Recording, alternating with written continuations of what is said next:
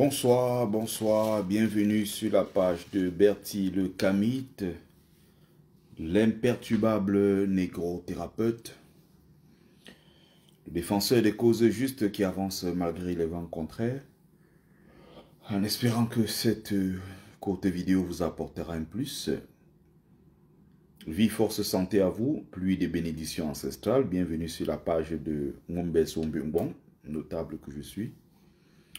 Porteur et propagateur du savoir ancestral, descendant de la dignité et de ceux qui n'ont jamais trahi. Alors, je vais m'adresser à mes frères africains, à mes sœurs africaines qui parlent sans cesse de retour aux sources. À ces frères et sœurs, n'est-ce pas, recevez déjà mes salutations. Recevez mes bénédictions. Et j'ai envie, n'est-ce pas, à travers cette vidéo,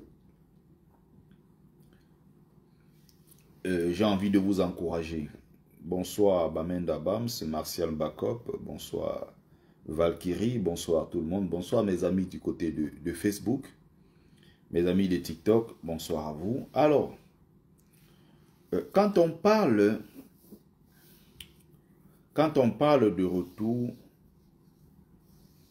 de retour aux sources, ou alors d'un retour en fait aux racines africaines. Mais bon, le thème consacré, le thème qui est le plus usité, c'est retour aux sources, disons ça comme ça.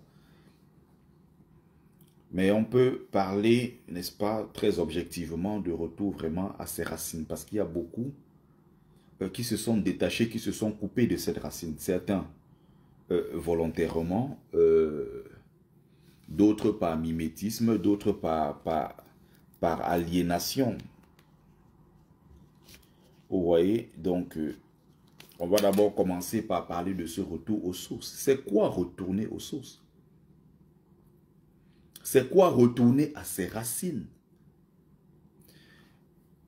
Il y a certains qui vont te parler de retour aux sources.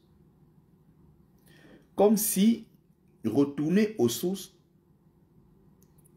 signifiait tout simplement faire un voyage sur le continent africain.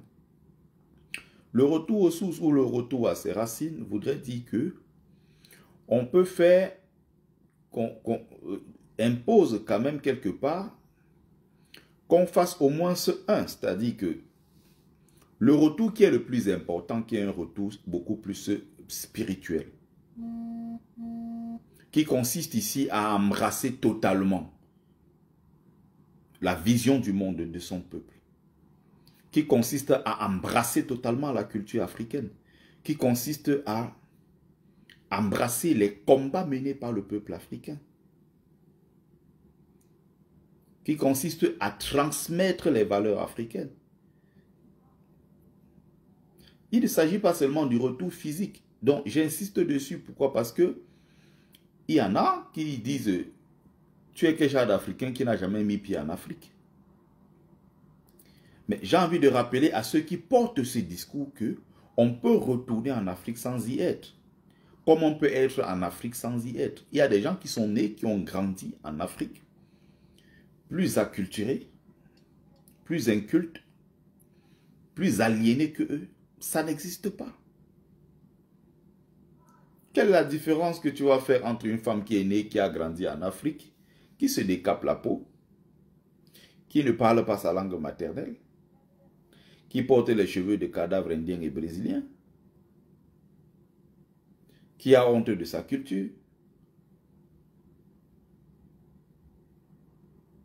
Elle est pourtant née, elle a grandi en Afrique. Il en va de même pour les hommes. Hein. Donc, il ne faut pas que les gens pensent que je le dis parce que c'est une femme. Elle est née, elle a grandi en Afrique pourtant. Mais, comprenez ceci, elle n'a rien qui la lie à l'Afrique en dehors du fait qu'elle soit née sur le continent africain. Bonjour mon frère le général Magneto. Or, pendant ce temps, vous avez une femme qui est née en Guadeloupe, qui est né en Martinique, qui est né aux États-Unis, qui assume totalement son africanité, qui ne porte pas de cheveux de cadavre, qui, n'est-ce pas, est connecté, n'est-ce pas, au sol, à la terre africaine, à la spiritualité africaine, à la culture africaine, et respire Afrique matin, midi et soir. Elle a une vision du monde africain, c'est-à-dire qu'elle a une approche totalement africaine, pratiquement de tous les problèmes. Elle ne porte pas de cheveux de cadavre indien. Elle est toute noire foncée, ce qu'on appelle aux Antilles là-bas, pour discriminer un peu entre eux. Il y a ceux, quand tu es trop noir, on dit que tu es nègre, nègre Congo. Ou alors, on dit que quand tu es un peu clair de peau, on dit peau chapée, pour parler comme ça des chabins. Ceux qui sont un peu clairs de peau, beaucoup plus prisés, beaucoup plus considérés, contrairement à ceux qui sont considérés comme des sauvages, qui sont un peu plus noirs, qui vont appeler les nègres Congo. Les bouches-lingués. Vous comprenez? Or, ce sont des gens qui sont nés, qui ont grandi aux États-Unis, ça peut être aux Antilles, ça peut être, je ne sais pas, en Amérique du Sud, ça peut être en Guyane, ça peut être au Brésil. Il y a des populations africaines qui sont installées dans cette partie du monde, mais qui ont gardé totalement leur africanité. Totalement. Rien à voir avec des gens qui sont nés, qui ont grandi sur le continent africain, mais prêts à vendre père et mère pour épouser la culture de l'autre. Il dit bien, ils sont nés, ils ont grandi aux États-Unis, dans les conditions que tout le monde connaît. Il n'est pas possible un seul instant que ces gens-là se mélangent aux autres n'importe comment. Ils connaissent leur culture. Ils savent qui ils sont. Ils savent d'où ils viennent. Ils valorisent leur culture au quotidien. C'est des gens qui aiment et respirent Afrique, matin, midi et soir. Salut James l'Africain. Vous comprenez? Donc, pour ceux et celles qui veulent faire leur retour sur le continent africain, il ne suffit pas de quitter le Brésil, quitter la Guyane, Guadeloupe, ou je ne sais pas quelle partie du monde, et prendre son billet d'avion pour courir tout de suite aller en Afrique pour dire qu'on a fait le retour aux sources, ou on s'est reconnecté à ses racines. Non, se reconnecter à ses racines, voyager sur le continent africain, c'est la dernière étape. Ce n'est pas l'étape la plus importante. L'étape la plus importante, c'est le retour d'abord spirituel. C'est la reconnexion à l'Afrique. C'est la reconnexion au monde de ses ancêtres. C'est la reconnexion avec soi-même. C'est de retrouver son africanité, ce qu'il y a au plus profond de soi. C'est l'essence même en fait de la chose. C'est la chose, ce qu'il y a au plus profond.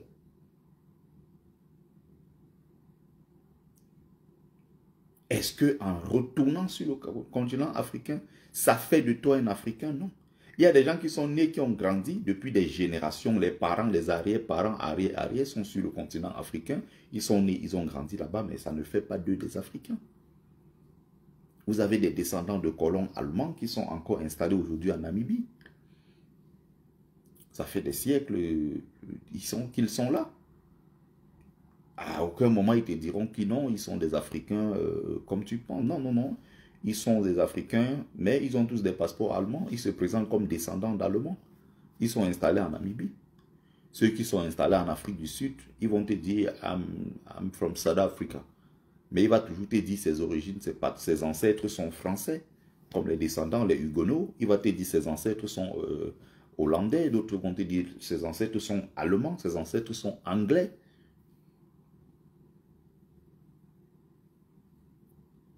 Donc, retourner sur le continent africain ne signifie pas, c'est important, d'accord, mais c'est la dernière étape. La première étape, c'est la reconnexion avec soi-même. C'est d'apprendre son histoire. C'est-à-dire, je vais vous raconter quelque chose. C'est-à-dire que le Berti que vous voyez aujourd'hui ne serait pas ce Berti si je n'avais pas pris le temps d'étudier d'abord qui je suis, d'étudier mon histoire, pour comprendre pourquoi je suis là. Qui suis-je? De retourner et me reconnecter à ma spiritualité africaine, d'aller puiser au plus profond des traditions africaines. J'ai de l'habitude de vous dire ici que le peuple noir, c'est le plus grand, n'est-ce pas? C'est le plus grand héritier de toute l'humanité. Le peuple noir est le peuple qui a le plus grand héritage. L'Afrique, c'est le berceau de l'humanité et de toutes les civilisations. Le berceau même de toutes les religions. Donc, tout est parti du continent africain pour se déployer ailleurs. Tout est parti du continent africain. Que ce soit en astronomie, que ce soit en religion, que ce soit en histoire, que ce soit, je ne sais pas dans quel autre domaine, vous avez tout l'héritage sur le continent africain. Que ce soit dans la littérature, que ce soit dans la poésie, que ce soit dans la spiritualité, que ce soit dans n'importe quel autre domaine. Les domaines sont tellement vastes, que ce soit dans des systèmes même politiques, ce qu'on appelle, ce qu'ils vont appeler plus tard démocratie, que ce soit en politique, que ce soit sur le plan même de l'invention, sur le génie. Le génie africain est un génie, mais incroyable. Et ce génie-là s'est exprimé partout sur la planète Terre. Donc, c'est à toi l'Africain de te connecter à toi-même. C'est à toi l'Africain d'épouser ta réalité, toi en tant qu'Africain. C'est à toi l'Africain d'être fier de toi. Si tu n'as pas fait ce travail-là qui te permet, toi, Africain, de te connecter à ta propre réalité, tout le reste est perdu. Tout le reste, c'est débauche d'énergie, c'est perte de temps. Tu n'y parviendras jamais si tu penses que, parce que tu es noir, tu es inférieur à l'autre. Ce sont des chaînes mentales. Et quand tu as donc déchaîné ça, tu te redécouvres maintenant autrement. Et quand tu as déjà déchaîné ça, tu as coupé ces chaînes mentales, c'est là où tu peux maintenant te reconnecter, découvrir maintenant qui tu es. Et cette découverte de ce nouveau soi te permet de ne plus avoir de complexe. Il n'y a pas... c'est pas possible que tu te trouves devant un blanc et que tu te sentes complexé parce que tu es noir, il est blanc, tu as le blanc en face de toi. C'est que tu n'es pas encore kémite. Un kémite n'a pas ce complexe. Un kémite se sait héritier des plus grandes civilisations. Un kémite, c'est quelqu'un qui a confiance en lui. Un kémite, c'est quelqu'un qui sait qui il est, qui a fait ce travail de reconnexion avec lui-même, qui est allé puiser au plus profond de lui pour savoir qui il est et ce qu'il représente dans l'histoire de l'humanité. Quand tu sais que tes ancêtres ont été les plus grands guides de l'histoire de l'humanité dans la voie de la civilisation, comme le disait le grand maître Cheikh Anta Diop.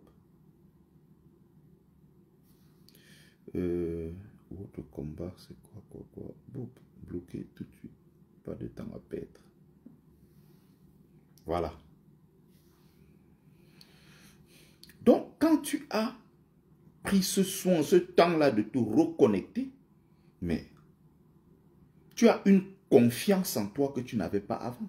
C'est pour ça qu'on invite toujours ces gens à faire d'abord ce travail sur eux-mêmes. Parce que le plus important, ce n'est pas de partir de France. On se lève parce qu'on se dit, bon, voilà, je vais me reconnecter à la source. On se lève, on court, on va sur le continent africain. Non, c'est tout un travail. C'est tout un long processus. Mais ça commence par l'essentiel. La connaissance de soi, la connaissance de son histoire. Vous allez voir que le reste va venir naturellement. Quand tu vas lire pour savoir les rôles, la place que le noir avait dans l'histoire de l'humanité, quand tu vas découvrir l'histoire de Nyanda Nyakasikana, quand tu vas découvrir l'histoire de la mulâtre solitude, tu vas découvrir l'histoire de la reine des Zinga, de la reine Poku, de l'histoire des Kandas, l'histoire de la dynastie des Magadia, tu vas découvrir l'histoire formidable de Kimpavita, ça peut être... Il y a tellement, il y a tellement. Quand tu vas découvrir cette histoire, quand tu vas te connecter, il faut aller se connecter. Il ne faut pas aller de l'autre côté, là où il y a des... Comment on appelle ça, le courant basse tension. Non, il faut aller à la source directement. Il faut aller directement puiser. Pas à l'embouchure, comme aime bien dit mon maître Lasconi. Ngombolo ya Sangi Amina Bantu Lasconi. N'allez pas à l'embouchure, allez vous connecter à la source, allez boire directement à la source au lieu d'aller à l'embouchure. Quand tu as déjà fait ce travail, le reste vient facilement. On ne peut pas dire qu'on est retourné à la source et on s'est décapé la peau. Tu t'es décapé la peau, tu ressembles à quelle de tes grands-mères? À laquelle? Aucune de tes grands-mères, aucune de tes ancêtres ne s'est décapée. Mais c'est toi qui organises les directs sur Facebook pour parler de retour aux sources, retour à l'africanité, retour à l'authenticité. Mais tu ne peux pas parler d'authenticité, de retour à l'africanité et même oser parler du panafricanisme quand tu te décapes la peau comme les David et Boutou. David et Boutou, il est assis, il parle de panafricanisme. Il est non seulement lui-même tribaliste, haineux, il se décape la peau.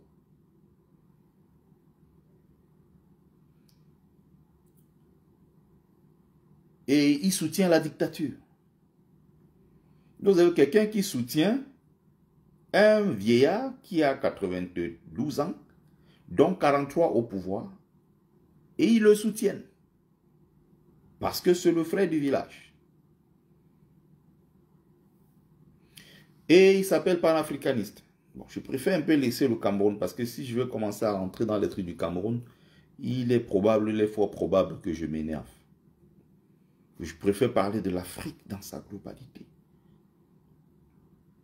Quand tu vas découvrir dans l'histoire qui était Simon Kimbangu, tu vas découvrir dans l'histoire qui était Mama Mouilou, tu vas découvrir dans le Grand Congo, la reine Zinga, tu vas découvrir l'histoire de la reine de Saba.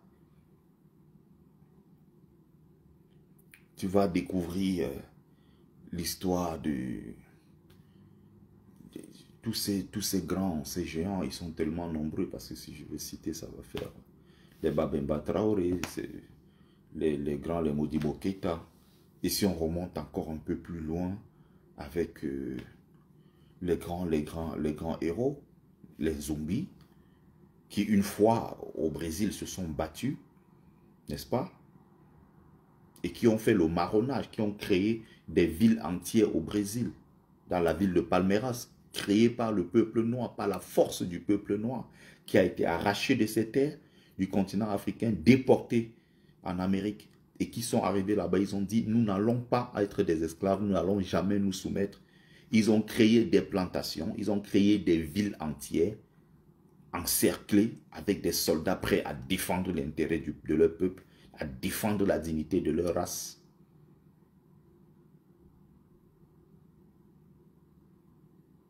Vous voyez, des gens qui se lèvent pour défendre avec force, avec courage et avec dignité leur peuple. Vous voyez? Quand vous savez que vous êtes descendant de ceux-là, des grands scientifiques, des grands astronautes, des gens qui ont bâti les civilisations les plus brillantes de l'histoire, ils ont beau nier que nous n'étions rien dans l'histoire, mais les preuves archéologiques, tous les jours, parlent en faveur du continent africain. Même encore en Égypte, quand on parle des récentes découvertes, on se rattache ces découvertes-là directement à ce qui a existé sur le continent africain. Parce que l'Égypte n'est pas la seule civilisation. C'est pour ça que je parle très peu d'Égypte. Ça ne m'intéresse pas tant que ça, parler d'Égypte, Égypte. L'Égypte n'est rien d'autre qu'un aboutissement. L'Égypte, c'est la phase, en fait, si vous voulez, la plus élaborée des civilisations africaines, mais ce n'est pas la première civilisation. Il y a d'autres civilisations sur le continent africain. Des civilisations même bien plus anciennes que la civilisation égyptienne. La civilisation en Mpumalanga, l'Afrique du Sud actuelle, vous avez d'autres civilisations qui naissent après le déclin de l'Égypte. Le retour maintenant vers les zones du Sud. Certaines civilisations vont être créées par la suite. C'est l'histoire que je suppose vous connaissez tous. Quand vous êtes donc kémite, vous avez cette base de travail que vos ancêtres ont déjà laissée comme héritage. Que ce soit en anthropologie, en astronomie, en génétique et tout ce que vous voulez, en littérature. Mais c'est un héritage formidable. C'est à vous donc d'aller vous connecter à ça. Une fois que vous vous êtes connecté, vous avez choisi un domaine. Vous avez peut-être dit, je me spécialise dans l'architecture africaine. Il ne faut pas croire que l'architecture que vous voyez partout, que ce soit l'architecture haussmannienne, que ce soit l'architecture, je ne sais pas, arabo-musulmane, que ce soit tout ce... Non, l'Afrique a elle-même son modèle, son plan de construction des villes, son architecture authentique africaine. Il y a des gens qui n'étudient que ça. Il y a ceux qui n'étudient que la poésie mystique africaine. Il y en a qui n'étudient que la littérature africaine, le théâtre africain. Il y a d'autres qui sont spécialisés dans la mise en scène, par exemple. Ça commence avec l'Afrique. C'est-à-dire que cette façon de mettre en scène des animaux qui parlent. Les Occidentaux ne savaient pas ce que c'était. Donc, toi qui es africain, que tu sois né en Guadeloupe, en Martinique, que tu sois né aux États-Unis, que tu sois né je ne sais où, si tu veux te reconnecter à l'Afrique, ce n'est pas s'asseoir sur Facebook et dire qu'on est panafricaniste, ou bien qu'on est africain, ou bien non. On ne peut pas dire qu'on retourne aux sources et on embrasse l'islam. Ce n'est pas possible. On ne peut pas dire qu'on retourne totalement aux sources et on embrasse le christianisme. Ce n'est pas possible. Donc, si tu n'as pas déjà commencé par faire cet effort de reconnexion avec ton ancestralité, avec la vision du monde de tes propres ancêtres, si tu n'as pas fait cette reconnexion,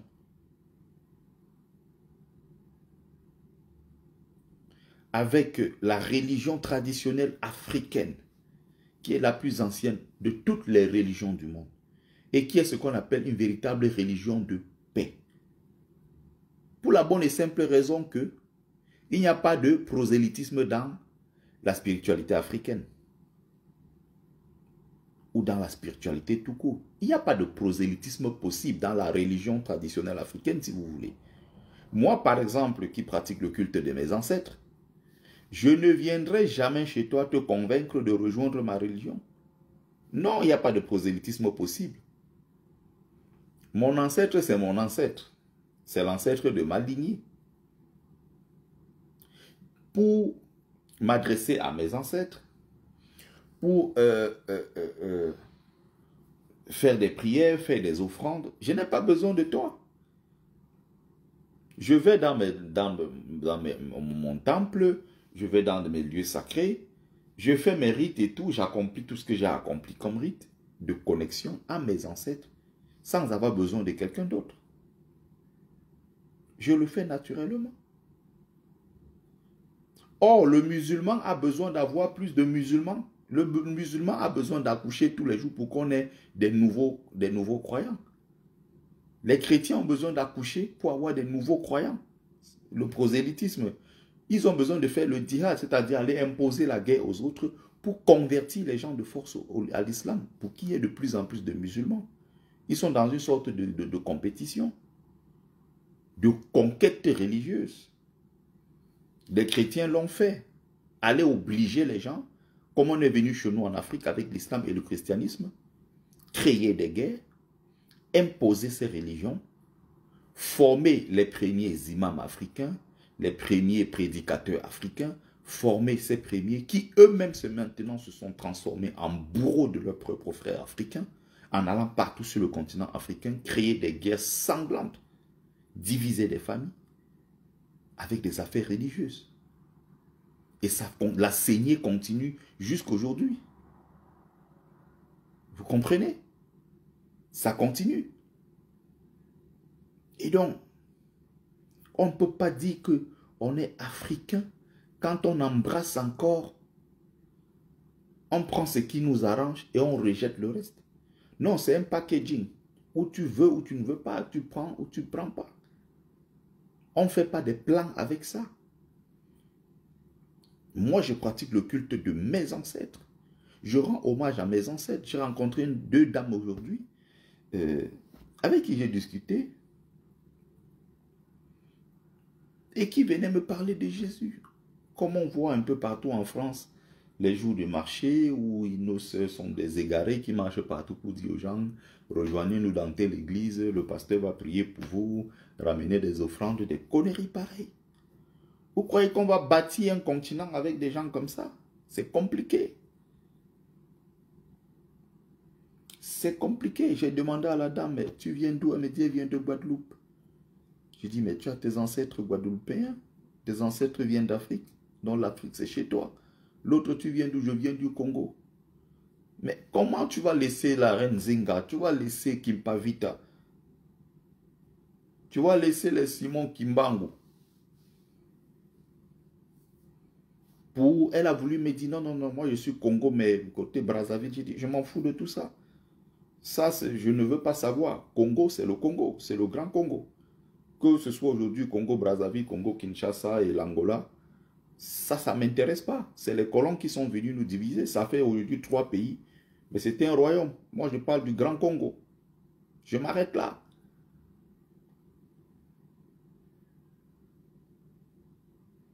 Mais au lieu d'invoquer ces gens-là dans tes prières, dans tes offrandes, dans tes moments de célébration, au lieu de te connecter à eux, toi, tu vas aller invoquer un Jésus que tu ne connais pas, qui ne te connaît pas, qui n'est que du vent, qui n'a jamais existé, dont on n'a aucune preuve matérielle de son existence. C'est pour ça qu'on parle de Jésus en tant que personnage de foi. Ce n'est pas un être, ce n'est pas un personnage historique au sens historique même du terme, mais c'est un personnage de foi. C'est pour ça qu'on dit personnage de foi. On croit qu'il existe, mais on ne veut pas dire qu'il a existé. On n'a aucune preuve. Et comment les gens peuvent déjà même croire en un mec pareil? S'il avait même existé, ce n'est pas possible de croire en un tel mec. Moi, je laisse mes ancêtres, je vais laisser les Ngolonkenye, je laisse les Nkenye Pierre, je laisse les Mbotanguna.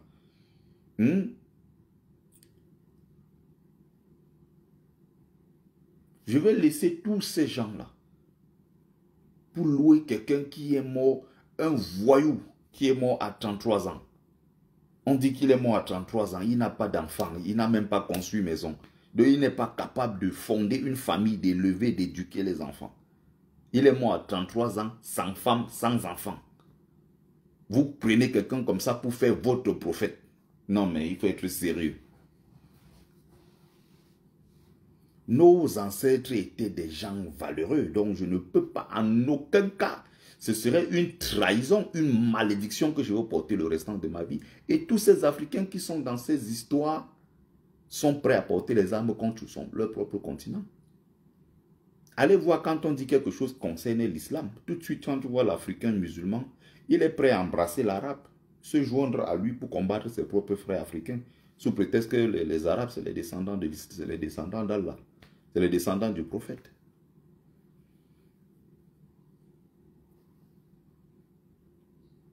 Ce sont des dégâts qui ont été faits sur le continent africain qui font que, en fait, aujourd'hui, quand tu vois l'Africain, soit il est suffisamment moulé pour être comme le blanc, il veut ressembler au blanc, soit vous avez ceux qui veulent tout faire pour ressembler aux Arabes. Le fait qu'on ne soit pas suffisamment enraciné dans notre culture, ça fait qu'on est des êtres fragiles devant les autres qui viennent avec tout cet armada. Ils viennent avec leur civilisation, ils viennent avec des connaissances et une bonne maîtrise, n'est-ce pas, des choses qui sont dans leur environnement. et qui sont de leur vision du monde, de leurs ancêtres. C'est pour ça que dans ces choses-là, on ne peut jamais s'en sortir devant eux.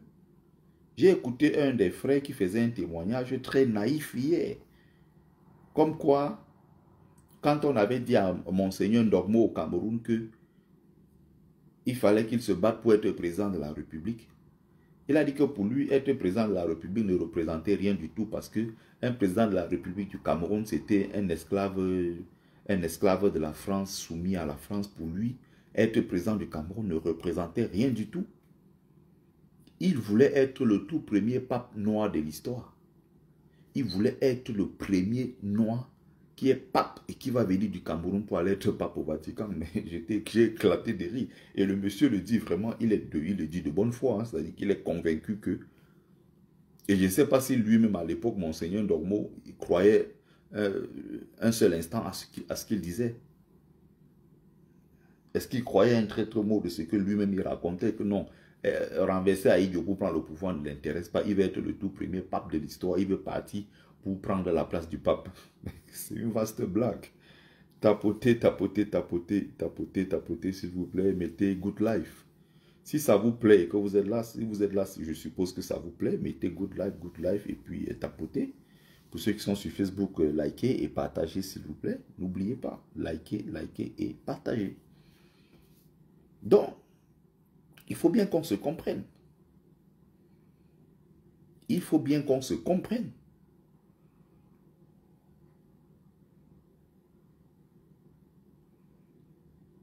Donc, les gens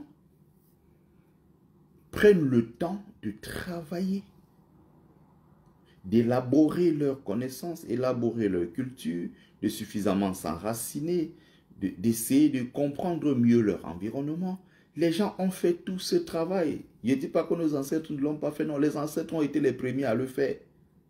Mais on a connu une période très compliquée de notre histoire avec l'arrivée de l'esclavage, la colonisation, et aujourd'hui la néocolonisation qui a complètement détruit le peuple africain, avec ceux-ci qui sont devenus chrétiens, d'autres sont devenus musulmans, d'autres sont même devenus juifs, d'autres s'inventent les ancêtres juifs et autres. D'autres sont anglophones, d'autres sont lusophones, d'autres sont arabophones, d'autres sont francophones, hispanophones. Voilà la division de l'Afrique sur les bases religieuses, sur les bases linguistiques. Et l'ensemble de tout ça donne ce cocktail explosif qu'on voit aujourd'hui partout en Afrique, avec des sociétés qui s'enlisent complètement, avec des sociétés qui sont comme des cocottes minutes. C'est comme des cocktails qui peuvent exploser à tout moment. Regardez la situation au Nigeria. Regardez ce qui se passe au Cameroun. Regardez tous ces pays. Donc, pour insister, pour ne pas aller trop loin et revenir sur la question du retour aux racines.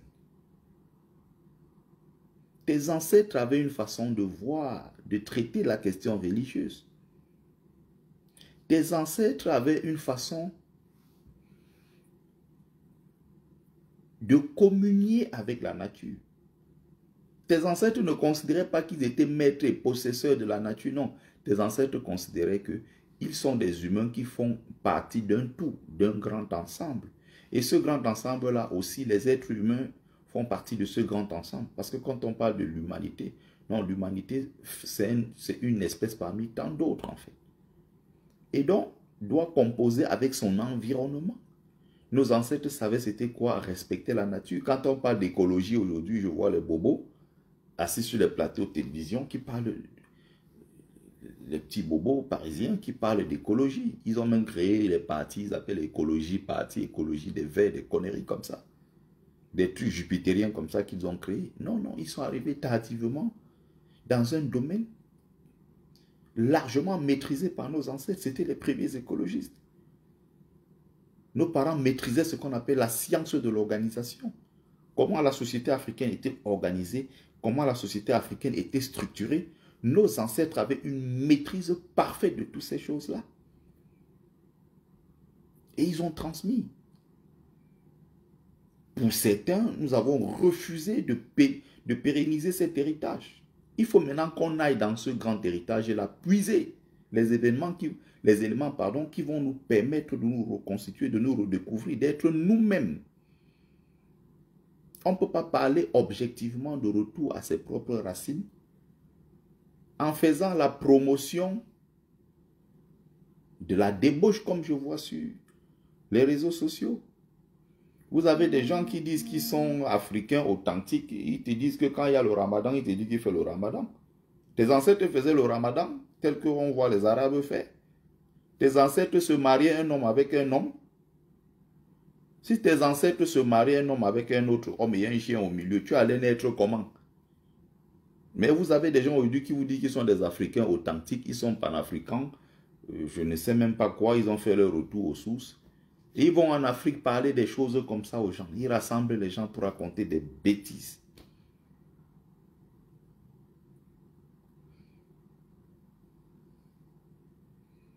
Ceux qui sont même sur le continent africain, c'est-à-dire cette diaspora,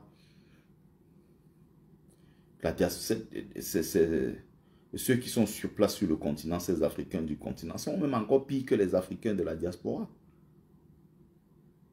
La diaspora, soit elle peut être considérée comme appelée la diaspora récente. C'est nous comme ça qui avons immigré, la diaspora récente, que les autres appellent la diaspora volontaire. À ne pas confondre avec la diaspora historique qui est là depuis des siècles qui avait été déportée. Cette diaspora-là involontaire qui a été arrachée de son sol. Donc, quand vous prenez le temps de comprendre, quand vous faites un effort d'aller vers la connaissance, puisqu'il y a des niveaux de connaissance, c'est aussi hermétique. Il faut maintenant faire un travail profond, au plus profond de soi pour, n'est-ce pas, accéder à ce niveau de connaissance. Il faut franchir des étapes et ça va par paliers successifs. Donc, il faut faire le travail. Travailler sans cesse. Apprendre à mieux se connaître. Épouser les réalités même de sa civilisation, de son berceau civilisationnel. Les Occidentaux, depuis des siècles, font des choses comme les parents le font, comme leurs ancêtres le faisaient. Quand je vous faisais des lives,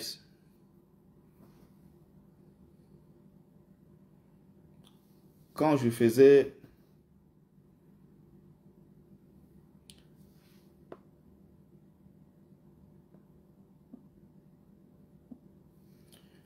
Charnel, qui me cherche? Tu dis que qui me cherche? Je sais, je comprends même pas ce que tu racontes. Quand je vous faisais des lives ici sur l'Afrique du Sud, je faisais des directs ici sur l'Afrique du Sud.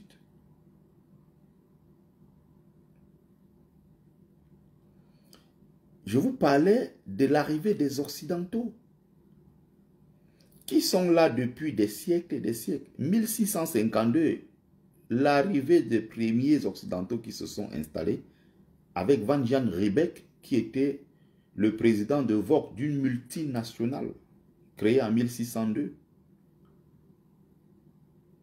Ils arrivent dans la région du Cap, ils étaient en transit, mais ils décident finalement de s'installer parce qu'il fait beau là-bas. Mais comment des siècles après, les descendants de Hollandais sont là en Afrique du Sud. Si tu pars, tu les retrouves. Après l'édit de Nantes, il y a eu des périodes de troubles où on avait des Français qui étaient, pour d'autres qui étaient des gens qui refusaient des conversions, d'autres qui étaient chassés parce qu'ils étaient des calvinistes et tout. Il y a certains qui ont choisi d'émigrer, d'aller dans des zones beaucoup plus sécures pour eux et leur famille. Et là où ils pouvaient, n'est-ce pas, se déployer tranquillement, avoir tout l'espace pour eux et tout. Non, non, non, ils se sont déplacés en Afrique du Sud.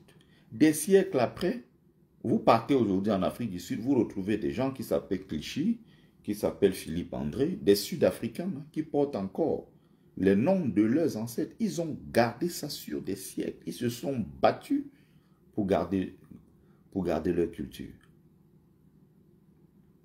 Vous allez, vous avez des villes carrément qui ont été créées par des Anglais. Vous avez des villes créées par des descendants de Hollandais. Vous avez aussi des villes Comme Franschhoek, par exemple, la ville de Franschhoek, dans la grande commune de Stellenbosch, ce sont des villes créées par des Français, ça s'appelle Franschhoek. Ils n'ont jamais oublié que leurs ancêtres vigniers étaient des vignerons.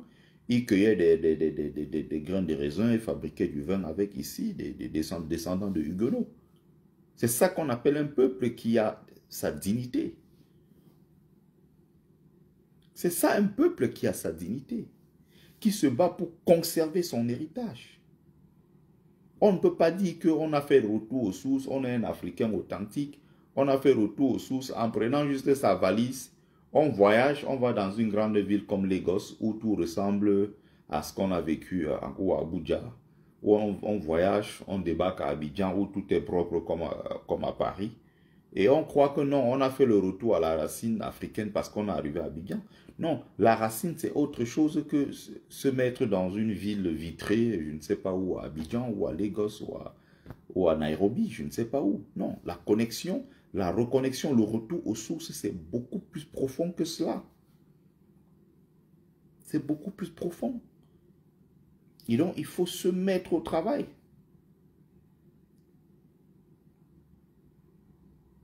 Donc, pour aller à la conclusion, je ne veux pas faire très long.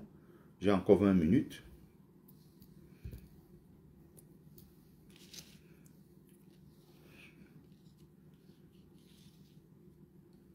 Donc, je suis en train de dire que c'est un ensemble de choses qu'il faut intégrer.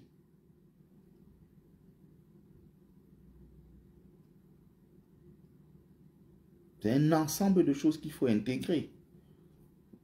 On va mettre fin à l'ignorance de Sanoussa qui dit que tous les panafricanistes sont en Europe.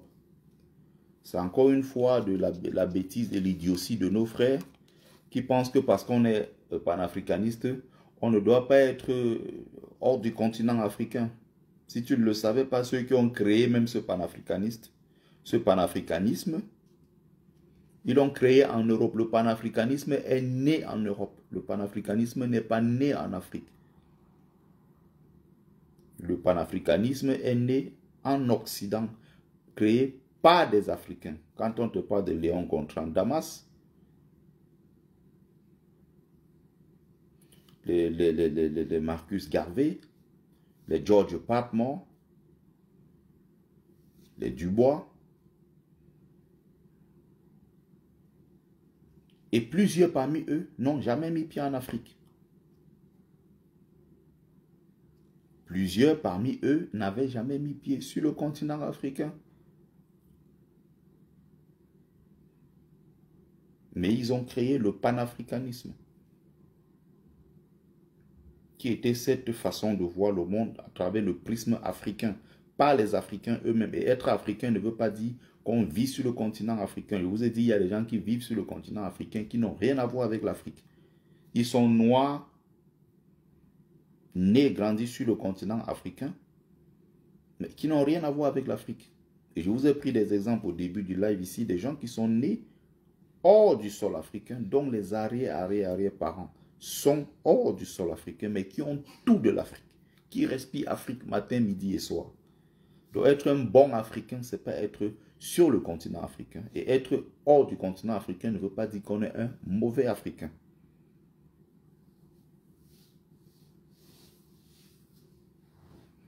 Donc on est sur des sujets très sérieux. Quand vous ne savez pas ce que c'est, taisez-vous, écoutez, apprenez. Si ça ne vous intéresse pas, la sortie c'est à gauche. Nous on vient ici donner le peu qu'on connaît pour édifier la communauté, pour faire grandir la communauté. Demain, vous ne direz pas qu'on n'avait pas des gens qui faisaient des lives intéressants. Si vous voulez le Congo, ça, c'est pas ici. Allez choisir les directs où vous pourrez raconter toutes vos bêtises là-bas.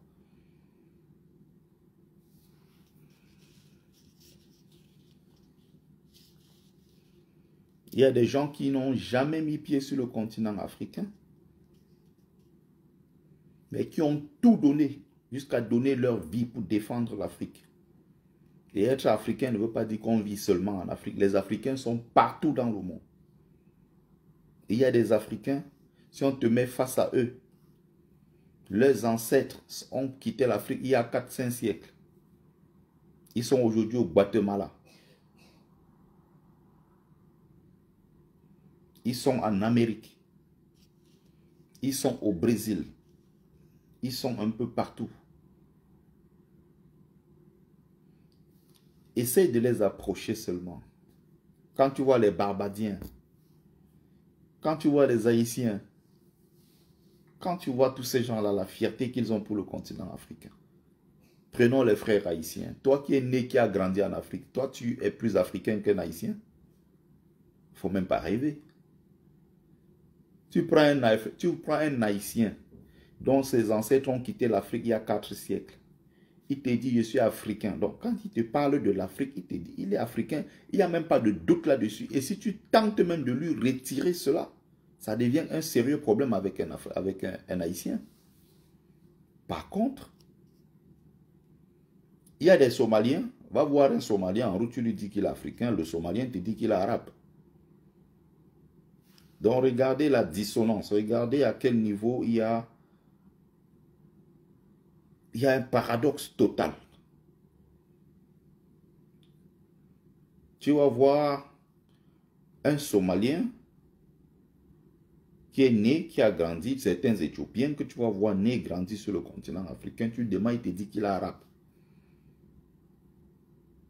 Il n'est pas africain, il te dit il est arabe. Va voir les Soudanais. Et les Soudanais, le Soudanais, ceux du Nord, la région de ceux du Nord, pas ceux du Sud. Il y a beaucoup de Soudanais dans le Sud qui sont chrétiens, qui sont des animistes et qui parlent même le Lingala, parce que le Soudan fait bien frontière avec le Congo, qui sont très, très, très africains. C'est la raison pour laquelle, d'ailleurs, John Garang a mené des guerres pendant très longtemps, parce qu'il voulait préserver, n'est-ce pas, l'identité de son peuple, notamment ces peuples-là qui sont dans le Grand Sud de Soudan, en conflit avec ceux-là.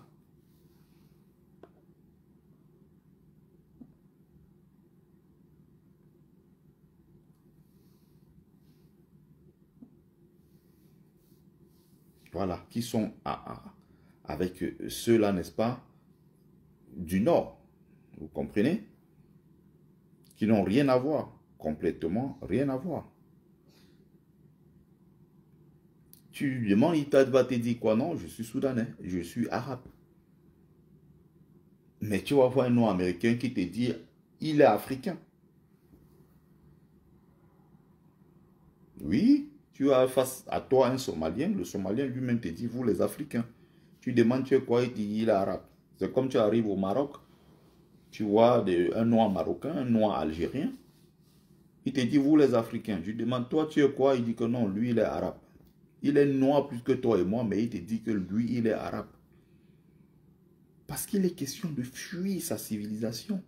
Il est question d'aller squatter la civilisation des autres. Voilà.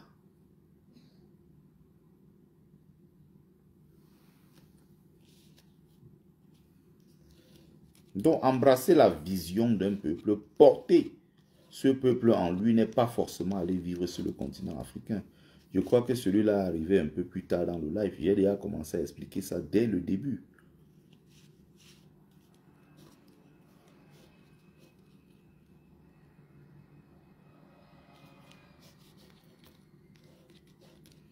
Donc, c'était le petit live que je voulais faire avant d'aller me coucher, pour rappeler ici un certain nombre de choses.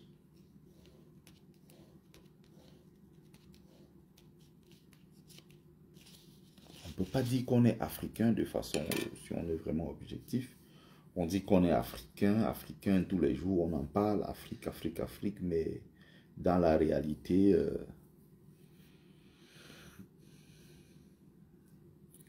on fait totalement le contraire.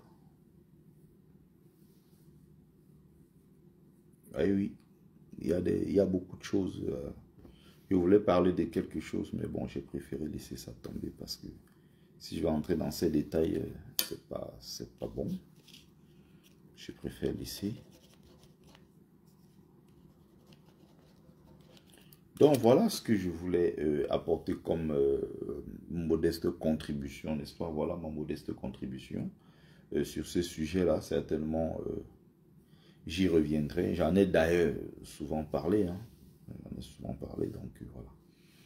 Donc c'est tout un travail. C'est tout un travail et il ne faut jamais se décourager. Il faut se mettre au travail de façon constante pour pouvoir atteindre un certain nombre d'objectifs. Voilà. Merci donc à ceux qui ont pris le temps de regarder le live. C'était Bertie le Kamite, l'imperturbable négrothérapeute, le défenseur des causes justes qui avance malgré les vents contraires, en espérant que ça vous a plu. Vie, force, santé à vous, pluie des bénédictions ancestrales.